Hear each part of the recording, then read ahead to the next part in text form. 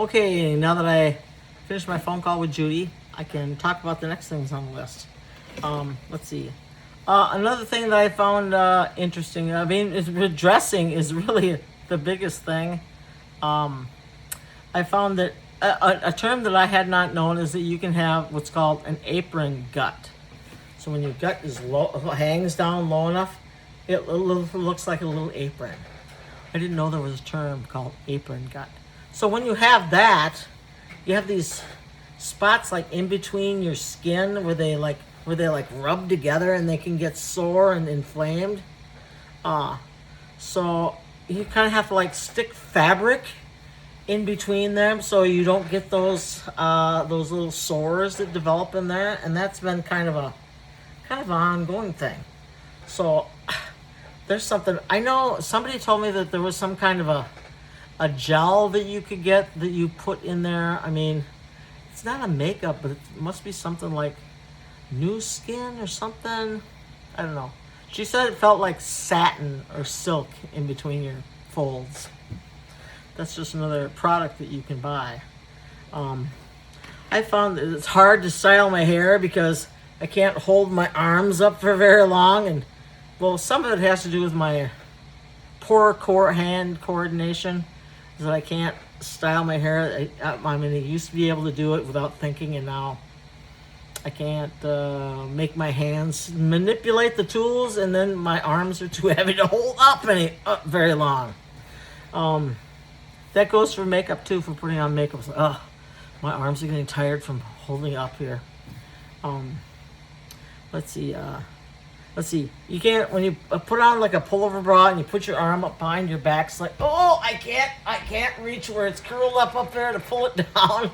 So that's another thing that is weird. You know, one arm I can't only put halfway, and the other one maybe a third. So let's see. Elastic waistbands. Forget button-up jeans. It's not happening. So elastic waistbands are the way to go, because no matter what size you are there, they will, hopefully they'll stay on if you don't load your pockets down too much. Let's see.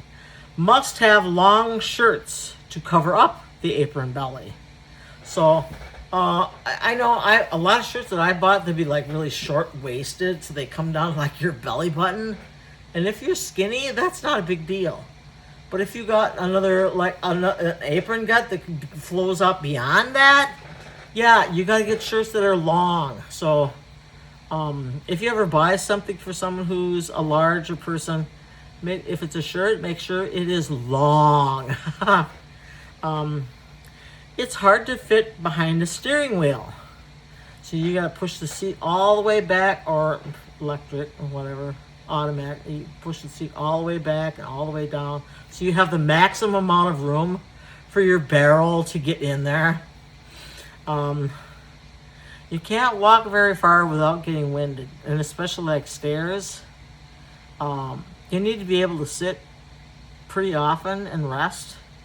I know when I went to Akron, Ohio, I walked a mile to go visit Dr. Bob's grave.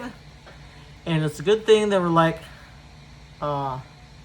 retaining walls along the sidewalks there that I could sit on, like every, I don't know, 300 feet. I would sit down and just take a load off and then get up and walk. It's a process to go somewhere, because you can't like continuously keep going. It's too hard, because you're carrying Sally, Dick, and Jane on your back, pretty much, or in your gut, on your gut. You can't get out of low furniture. So if you sit down on a couch and it sinks in, you better have some armrests to get up. Because otherwise you don't have the leverage to your knees. Can't pull you up. I got these, here, I got these seats over here, right there. The seats are too small. I spill out over them. So I'm actually looking for some different like counter height stools like that have a wider seat, because that's only 16 inches, and I think I need something more like 18 inches wide. Yeah, so I'm kind of sad that I spill over that chair. Let's see what's next. You need armchair. Oh, you need armchairs to get up out of a chair, but sometimes you can't fit in the armchair to use the arms. So that's kind of a, I don't know. There's like a honey hole there where if you fit in an armchair, you still got the arms to get up. If you don't fit in the armchair, you got to have one with no arms. So it's kind of a catch-22 when it comes to those chairs. I can't fit in airplane seats unless it's first class. So you know how tight it is when you get in an airplane and you're going somewhere. And there's 3 seats, in the coach class. Coach, which just means that's the bus area where there's like they pack them in like sardines.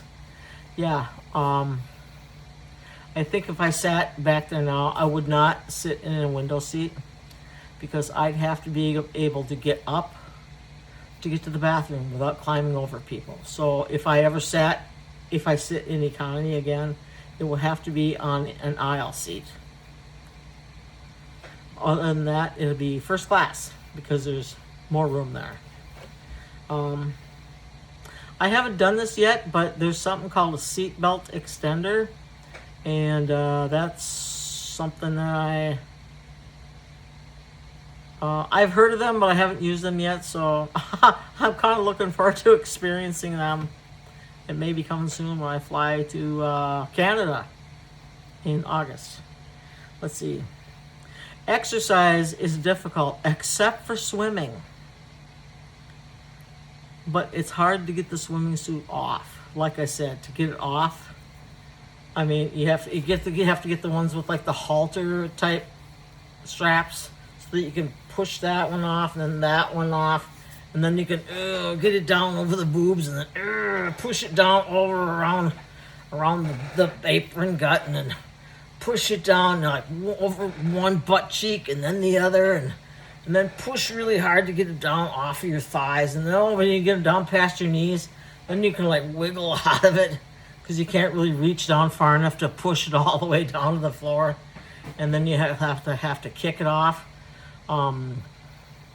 The alternative to that is get a good pair of scissors and cut it off, and then just you can feel it off that way. Yeah. That would make it really hard to go swimming very often, having to have a new swimming suit every time. Let's see. It's hard to wipe your backside because you can't reach it.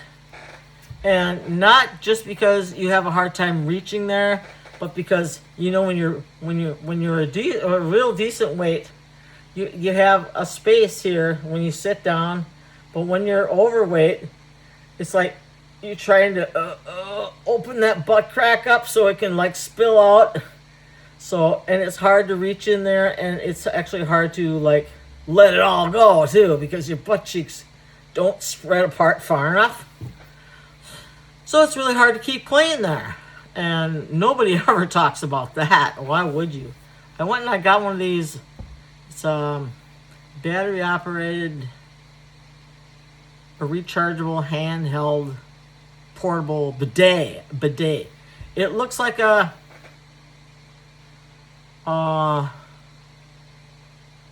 what's that water pick thing? Water you do your teeth with, and it has the same technology where it squirts water, and you flip open the. It's not a hose, but it's like a stiff spout. You flip that up, and then you can adjust it to whatever angle you want, and then you hold it with one hand, and then you put it behind it, and then you steady it with the other hand, and then you can like spray your butt cheeks back there. And of course, you can't see, but the more water you use on it, the cleaner you'll get.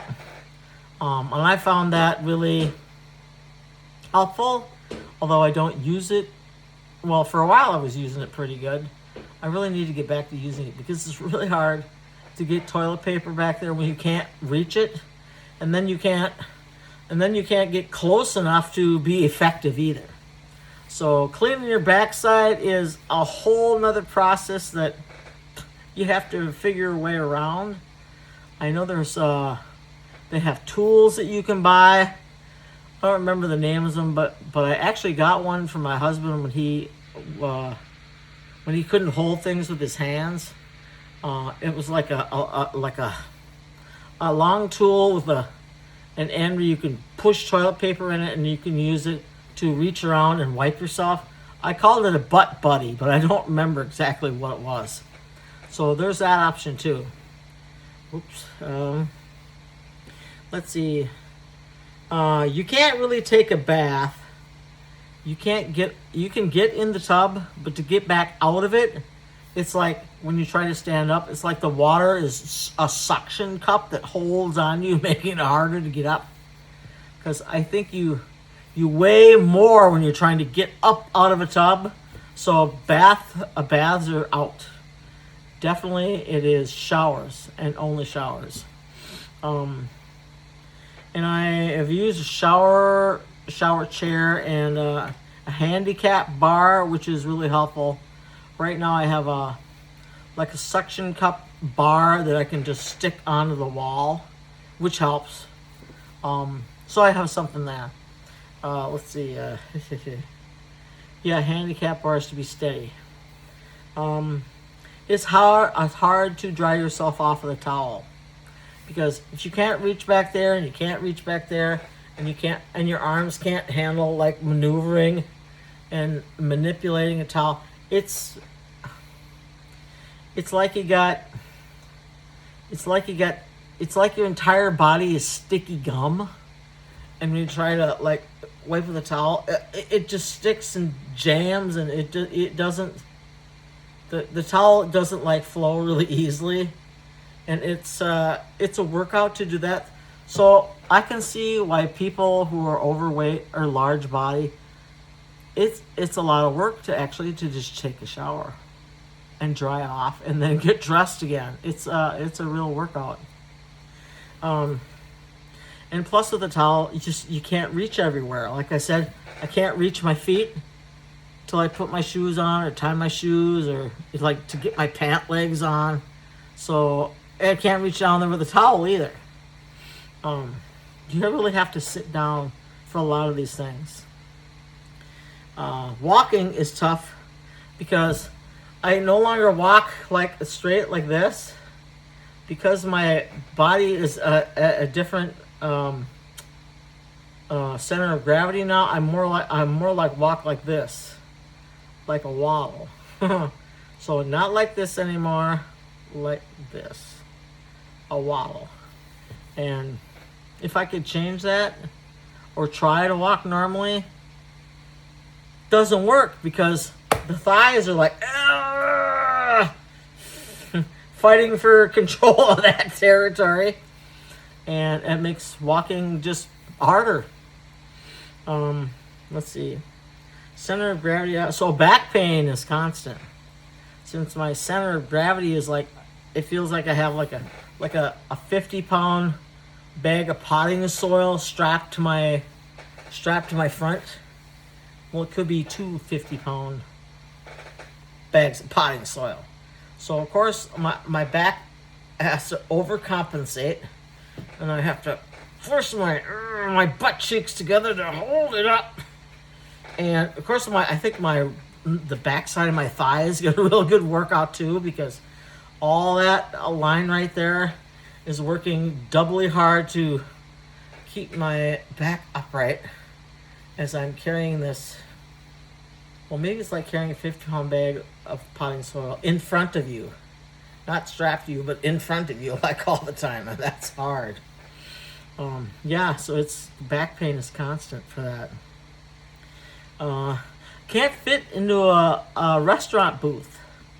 I've been to places where, yeah, you can get in the booth, and if the booth table moves a little bit, you got a little something going there. I went and had lunch with a relative here a couple weeks ago, and we actually moved from the tables that she had been at, because she got there first, and we moved to another table where there was enough room for both of us to fit, one on each side.